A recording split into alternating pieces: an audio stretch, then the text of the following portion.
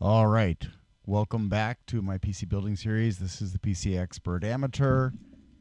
See, here I am right here. And we're going to go ahead and install the graphics card. Now you're saying, what, Glenn, you already installed the graphics card. And I'm going to say, yeah, but I did that on the motherboard to demonstrate the importance of the order of installing things and placement. But now you're going to want to make sure that these two slot covers are off. And I'm sorry about the sound on the last video.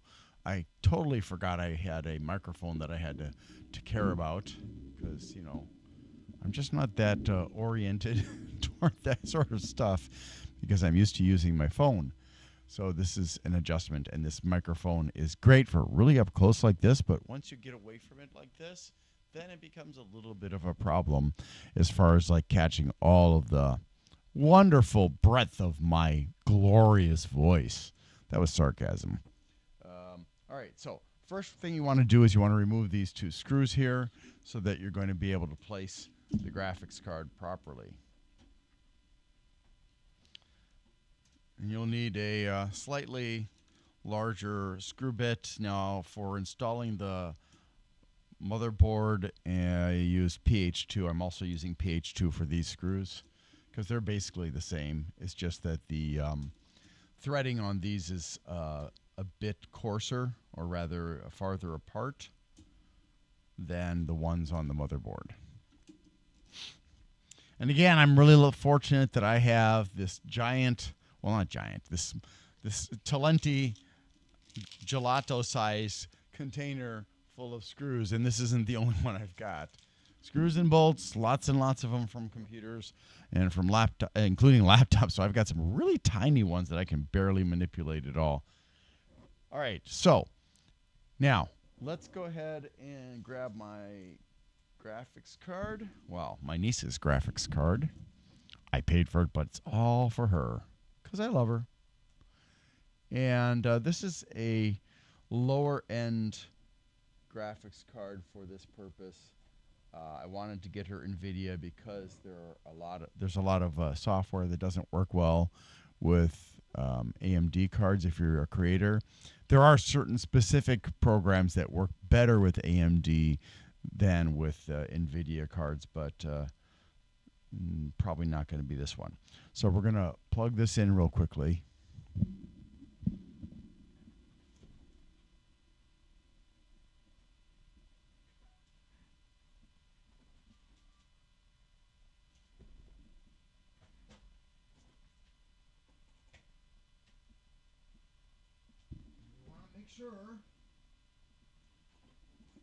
So we want to make sure that the card, of course, is seated correctly and the lock has gone all the way forward, or backwards, actually. So let me just borrow the light here, and so I can see down there.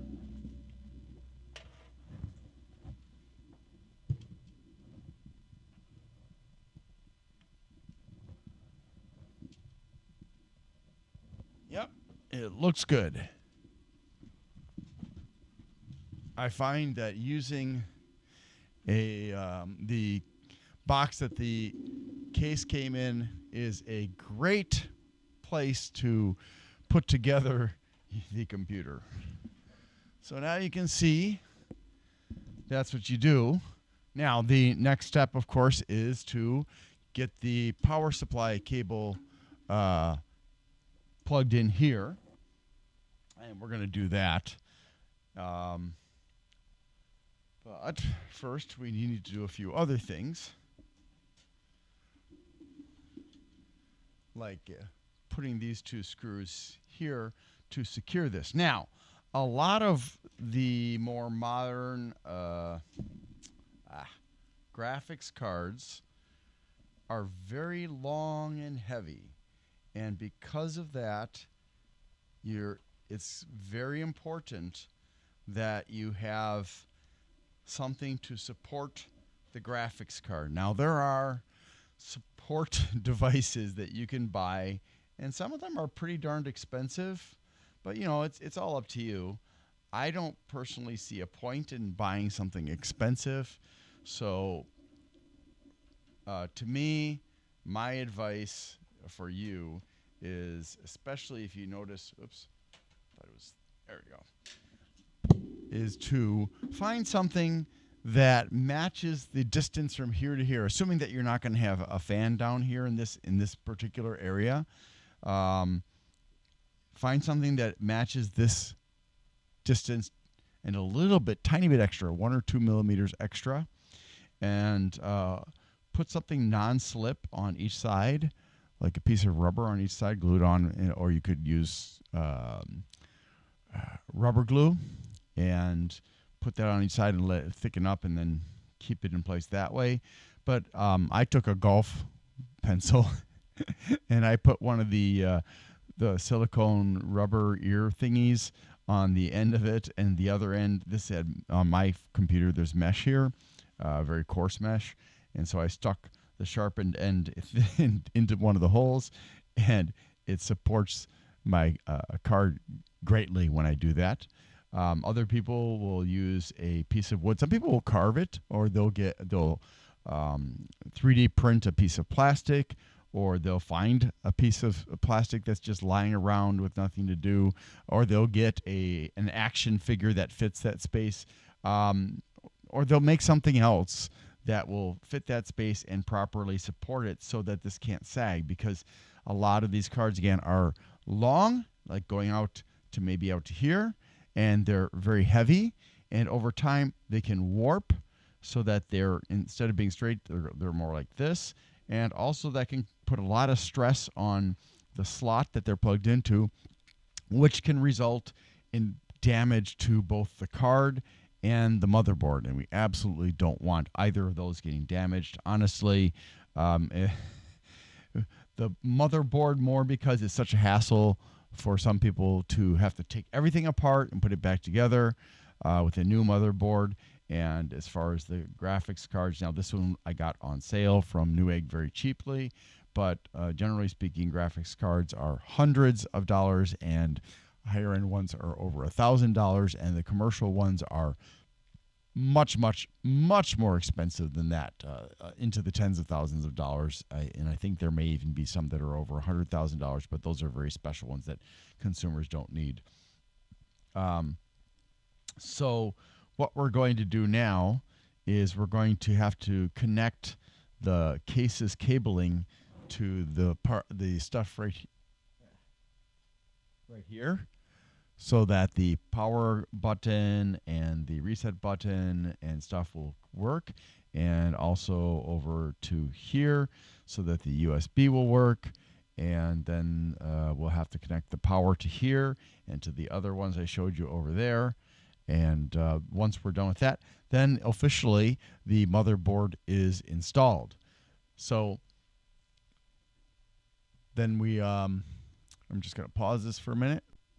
Okay, I didn't give you the dubious pleasure of seeing me remove this panel on this side, but it was just held in place by these two thumb screws. And you just slide it so that the tabs come out of these 3 spots here. So you slide it that way a little bit, and once it hits the far end of the holes here, then you can pick it up. So unfortunately, or fortunately for you, I have to now do the other panel so I can actually get access to the cables that I need to connect to the motherboard here and here. And I also need to grab the cables for the power supply so I can get those connected to make it easier on myself once I install the power supply down there. So let's go ahead and get that started.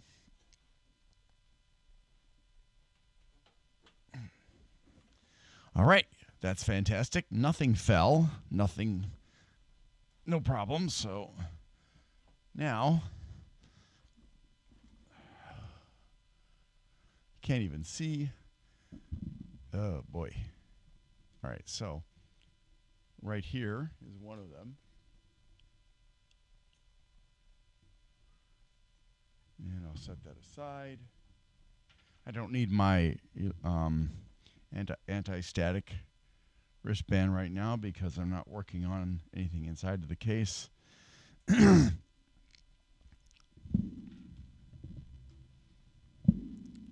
All right. And there we go. Ooh. And we just slide it. There is a lip here. You can just pull like that and then remove it. Set it aside. Make sure you put it this side, the smooth side down, because these I'm sorry. Make sure you can put it the smooth side down. The tabs that are sticking out here can catch on things and do damage, and especially these here, the ones that were actually in those slots, they can catch on things and do damage. So you always want to make sure that this is the side that's in contact with things to protect whatever you're placing it on, whether it be wood or fabric. And we can see all the cables here. These are actually cables for, this is kind of an old case. So this was actually designed for cables for fans that have an LED's power included in the same cable as the fan's power. So the fan and the LEDs share power, which is unfortunate, but that was the original situation that happened with the fans for lights. For the lights for fans. I guess it's still too early in the morning.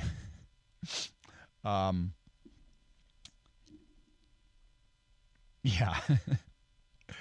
So you can plug in, as you can see, it says fan 1 on these, and then fan 2. And actually,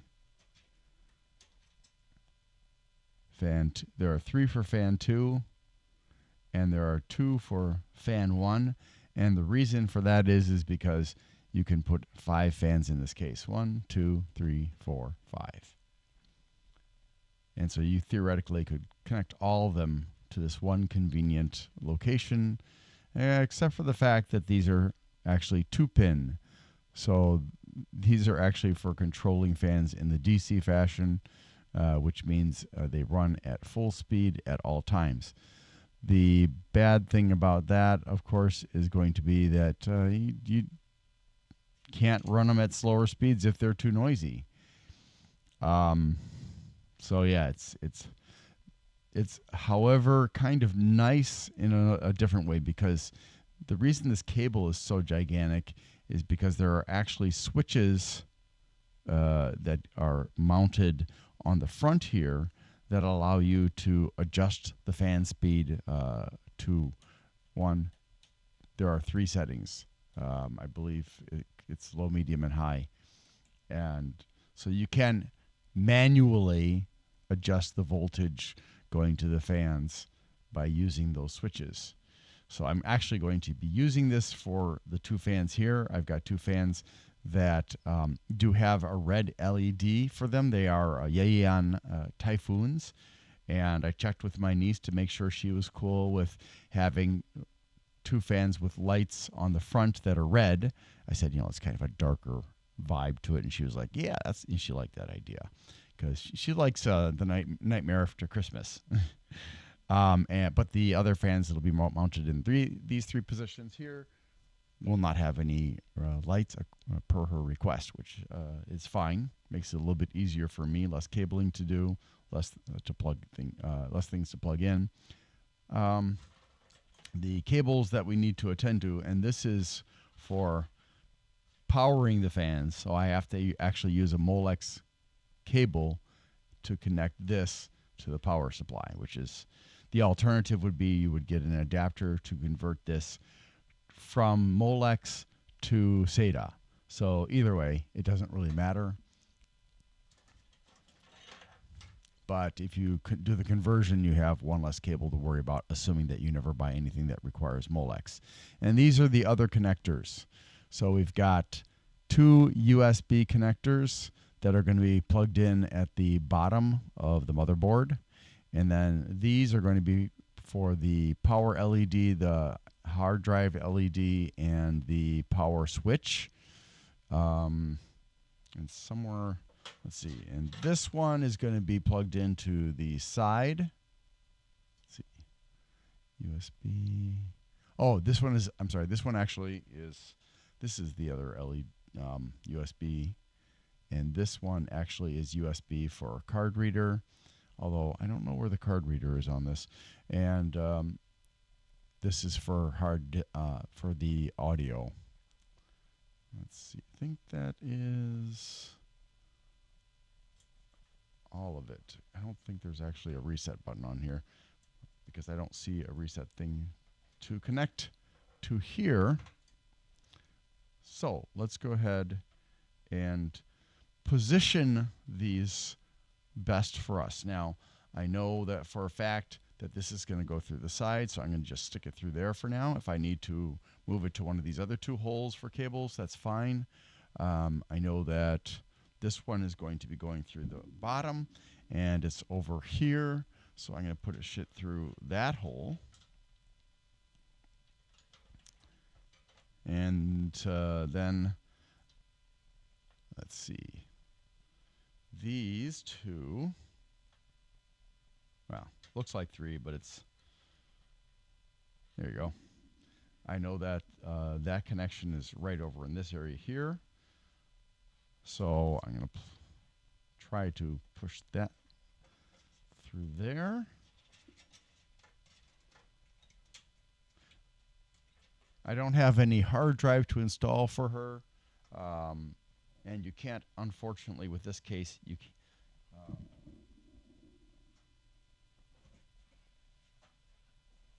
this is riveted in place, so there's no way for me to get it out of here without ruining the rivets. I mean, not like it's a big deal. I mean, I would assume that you'd still be able to find an appropriate bolt to hold it in place if you wanted to put it back in. But at this time, oh, nope, you can't even do that. If you do that, you're removing the shroud for the PSU compartment, because this is all one piece of metal. This is the shroud here, and so this forms the bay. So it's all connected with the exception of this part. So you could, wait a second, let me look here.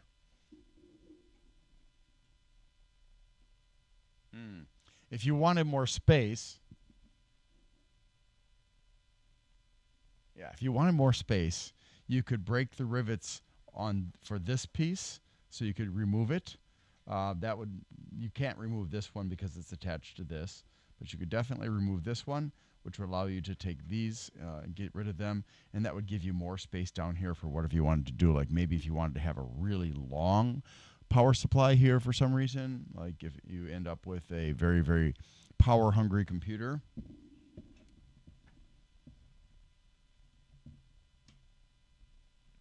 All right. But we don't have a power hungry computer.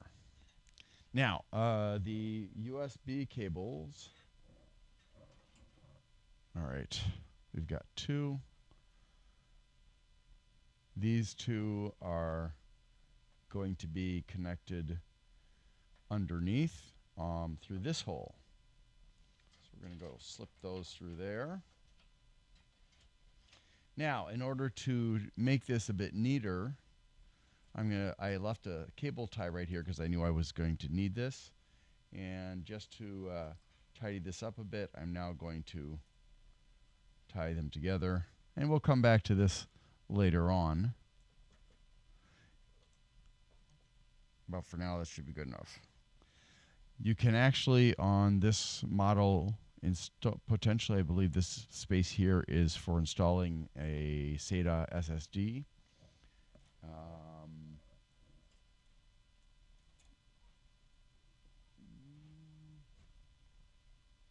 I'm not really sure where else you could potentially install an SSD, honestly. Unless you get a specific different kind of there's clearly space here for something. I'm not really sure if that's supposed to be for installing things on the other side or this side, but I don't have any documentation for it. My My niece's uncle didn't send the manual. He may not have it. He packed it really, really well, though. I mean, it was like so super packed. Nothing was connected to it except for an optical drive. But he packed it super well. I was really impressed with how good of a job he did of making sure that everything inside was protected, which was just that reader and the fans. So let's go ahead and close that up, and we'll flip this back around.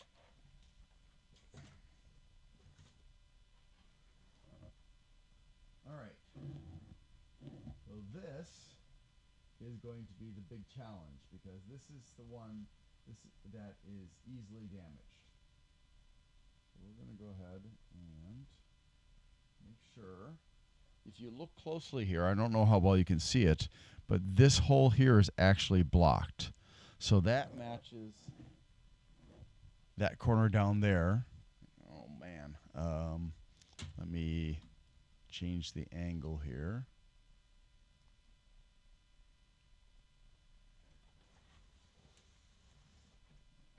All right. So this corner matches the plugged hole. So we have to get it to go in like that. And I always like to double and triple check just to make sure I am not making a mistake, especially with my eye. I've got one bad eye from an infection in 2020 that was probably COVID-19 that permanently damaged my pupil, which means it can't dilate or contract. All right.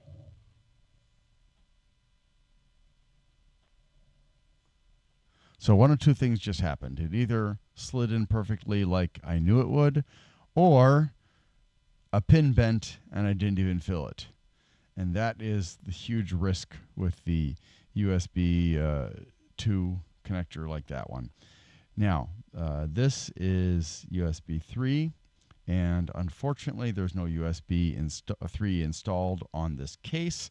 So if you want to have USB 3, you would have to add it. You could do that by having a port that sits in one of these spaces here and is connected to there with a cable going to here. And it's just, it looks like a cable, like a slot cover like these, but it's got the little thing built in for plugging in a USB-C. And that would be a good idea if you can get that, because USB 2 is far slower than USB 3. All right, so we've got that one, and we need to do this one. Now you're going to want to either look at your manual, or if you're unfortunate like me and you don't have a manual, you're going to have to look at the motherboard itself and read where these things are. And hooray, hooray, I can't read it. But I've got my handy dandy flashlight / magnifying glass.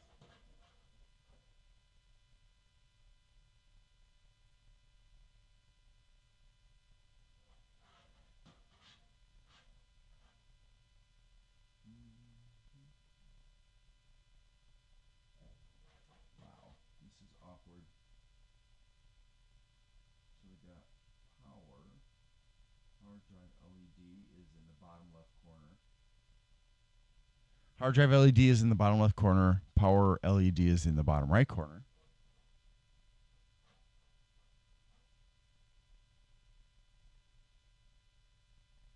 The speaker connects in the top right corner.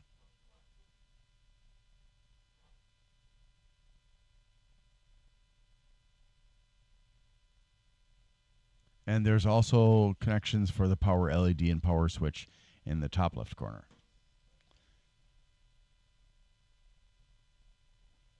Now, this motherboard came with a connector so that, in theory, you can connect these to the connector and then plug it into there. But I don't know if it's the fault. I'm assuming it's the fault of these connections. When I tried using that with the other motherboard, these did not fit snugly onto the pins, and so they kept on coming off of that connector. So it was a big pain in the butt to actually get them all to stay on and then to plug it into the motherboard. So I just gave up on it, and I was like, you know what, it's not worth it. So I'm just going to be doing this the direct way, which is what most people will have to do. Let's see, power switch, hard drive, LED. All right, we'll start with the hard drive LED, because that, if I remember correctly, is on the bottom row.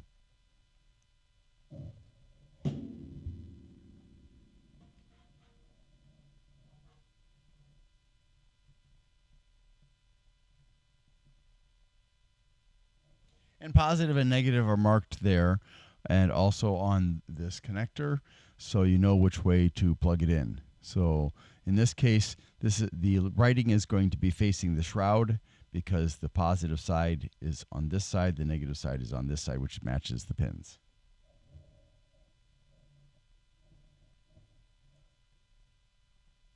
Okay, that's done. Now we're going to do the power switch. And if you don't see plus and minus on the connector, you can look at the other side, and you will see, I can't really show you this very easily, but I'm going to try. You can potentially see that on this side of the connector, if you look at near the end, golly, it's hard to coordinate so that the ring doesn't blind you. But if you look at the end there, you'll see a little triangle, and that side is going to be the positive side.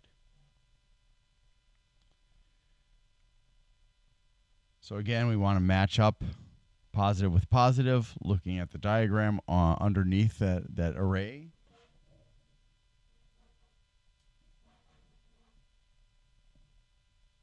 Positive again is on the left side.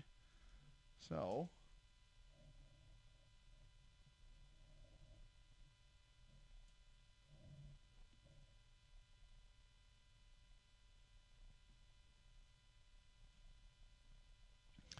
all right. And now that just leaves us with the power LEDs, which are marked positive and negative as well. I don't remember why there are two sets of power LED pins. So generally, I use this, since it's split, I use this on the power LED posts or pins that are not next to each other. So we're going to take a look for that.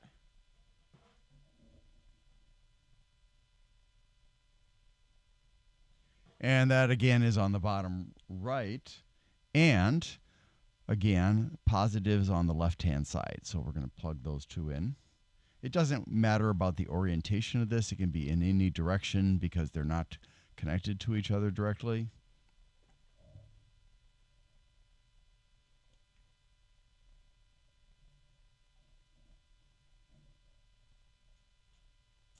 Well, these are the ones that like to come off.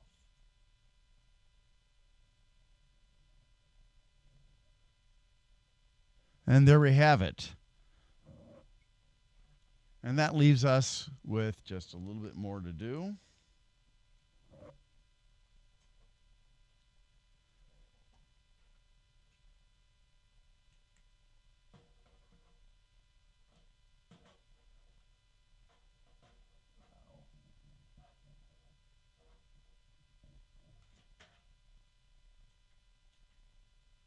All right.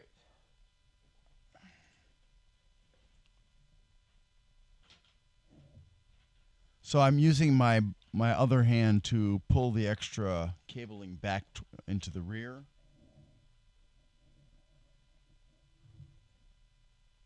You do need to make sure to look at this connector, because you'll see, number one, that one of the pins again is blocked off here. And also on this side, You can see that would be where positive is, except for that one's not got anything in it. So there's no ridges on this like there are on the fan headers. So you have to pay attention to that missing pin.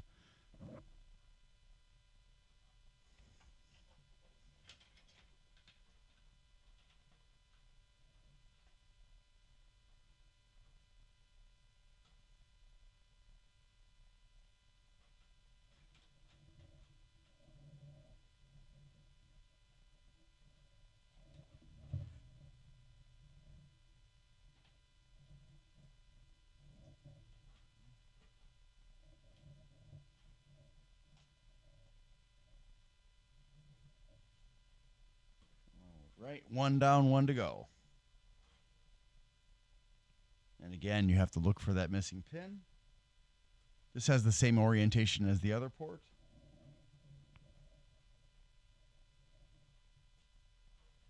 And of course, you want to make sure that you're not trying to force it. If there's a lot of resistance when you're trying to plug it in, you're probably going to bend pins. And if you don't have a steady hand and you're not, or you're not patient, you may end up breaking a pin off. I was very fortunate with the other motherboard that I was able to straighten it out because I've had experience doing that before.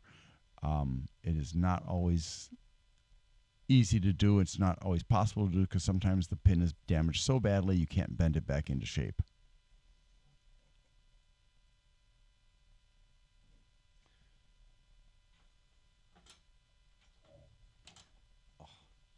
So now you're going to want to look at the connector, and you can see that, hopefully you can tell. There we go. You can see that there is a hole that is blocked right there. So you're going to look for the connector, where that is on the connector, or the port. And you may see, oh, there are two different connectors over here.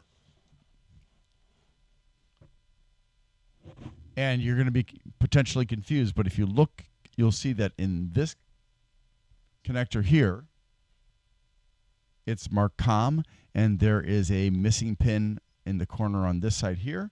But this one actually, this one here actually matches having a missing pin in the same position as on here.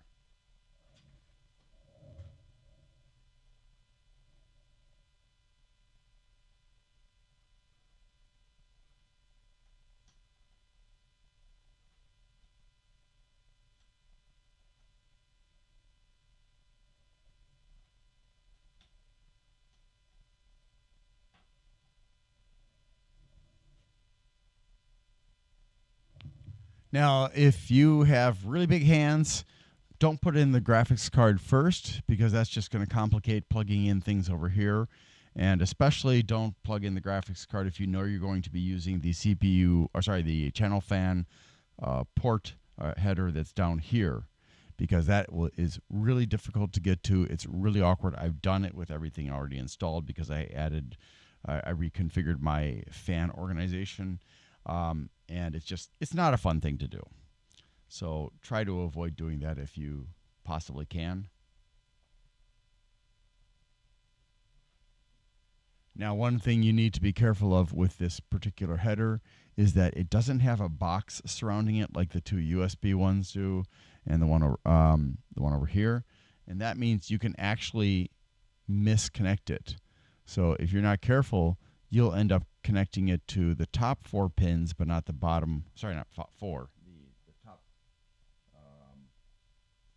The top 5 pins, but not the bottom 5 or 4. It is actually because there's one missing.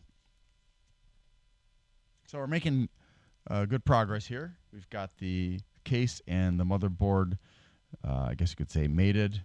We can push this extra cabling back in here so it's not in the way or anything like that. Okay, so I've got one of the cables that I'm going to be needing to connect down there. I have to reorient. Down in here in the power connectors. So it's a double 4. I'm going to be using 2 cables like this, But for one of the cables, I'll only be using 4 because the one that's closer to the VRM only has 4 holes. And for the other one, I'll have to plug it in like that. And make sure you pay attention to these locks here, because you can't install it the other way. Not only can you not lock it into place with these if you put it in the wrong way, it would be extremely hard. I don't know if you can see it or not, but each of these individual pinhole things is actually shaped specifically either as a square or with 4 sharp corners, or as a square with 2 sharp corners. And that matches the pattern of the ports that you're going to be plugging them into down there. Now, the first thing you want to do is assess the positioning so you know which way you're going to be running this cable through the hole up there. I had actually planned to connect this cable prior to putting the motherboard in the case. Unfortunately, I thought of that last night, and then this morning when I recorded the video of plugging this in, I had forgotten about it. So now I get to do it the fun way, or rather the not fun way, and start with the single connector, the 2x2. And the tabs are for the locks are facing upwards, which would make sense because if they were downwards, you wouldn't be able to get in there, because this is very close in space between this face and the VRM. So let me go ahead and struggle with plugging that in.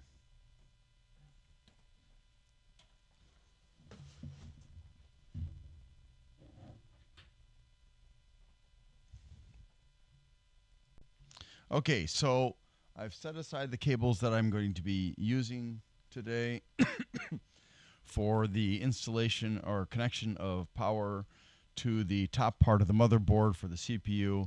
You're going to need 2 cables. On one end, it's going to be a 2x4, and on the other end, it's going to be 2 2x2s, and they're marked CPU, which I hope you can see. On the other end, it does not have anything on the side. Instead, they put it on the large side there, so it's easier to read. CPU. So CPU lets you know this is for the power to the top of the motherboard. So what I'm going to do is plug these in now. Ready, set, go. So because this is a really awkward fit, I'm going to be using my screwdriver to help guide this connector in. And don't be afraid to separate these two. I pulled this away here. You can see where the plastic has been separated because I need extra length, because this one I'm going to have to fold aside, and this one I'm going to plug in.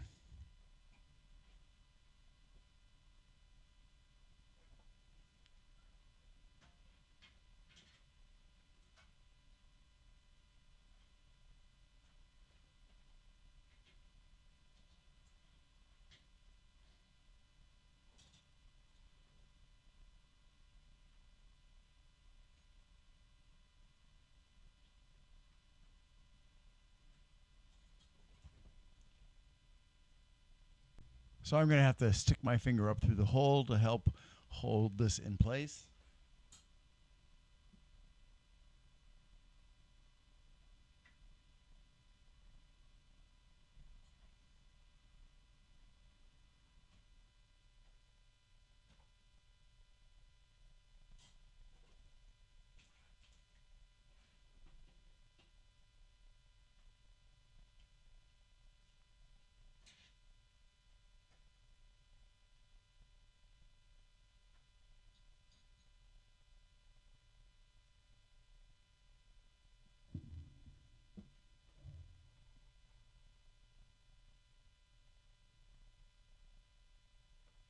Almost got it.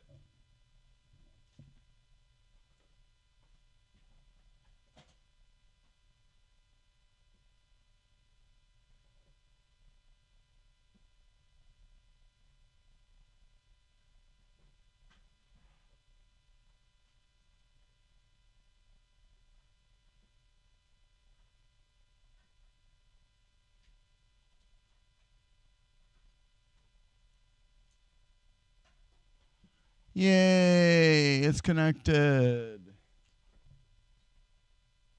Actually, I'm glad I did it this way because you get to see how hard it is to do it the hard way with with the with everything in the way.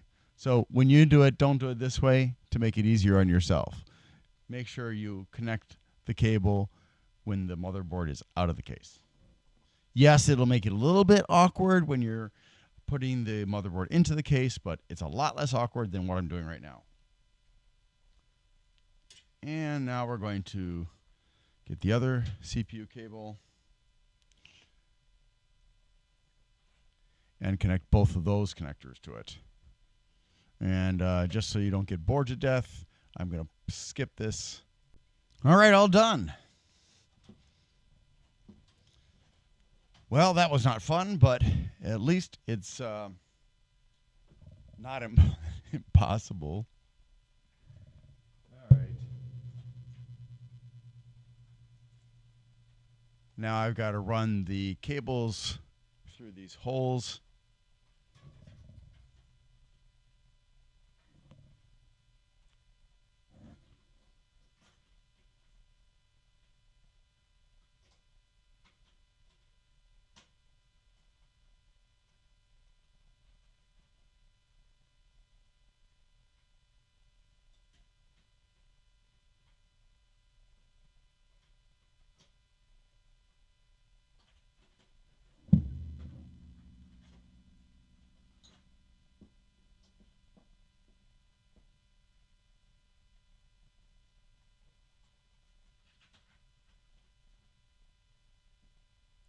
That's one. And try to make sure to match up the cabling so it's not twisted like this when you put it through the hole. So just take it like this, flip it over.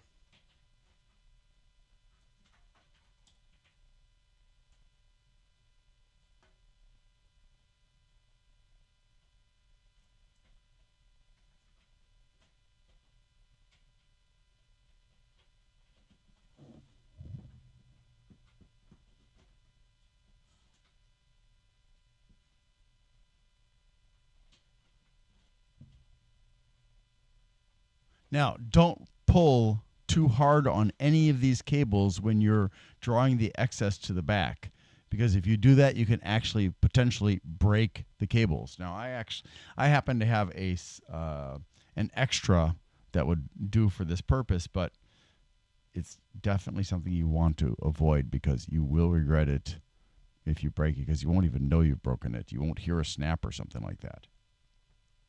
So that part is done. And now we can connect to the other power cable off on that side there. Now I just wanted to show you that this is actually kind of a nice case if outdated. And if I could, I would replace the USB 2 with USB 3. It does have one USB 3 cable connection here. I don't know where the cable for it is though, so I'm going to have to see if it's somehow gotten hidden somewhere. It's got two actually right here, 3.0, and then it's got the SD and micro SD card reader here.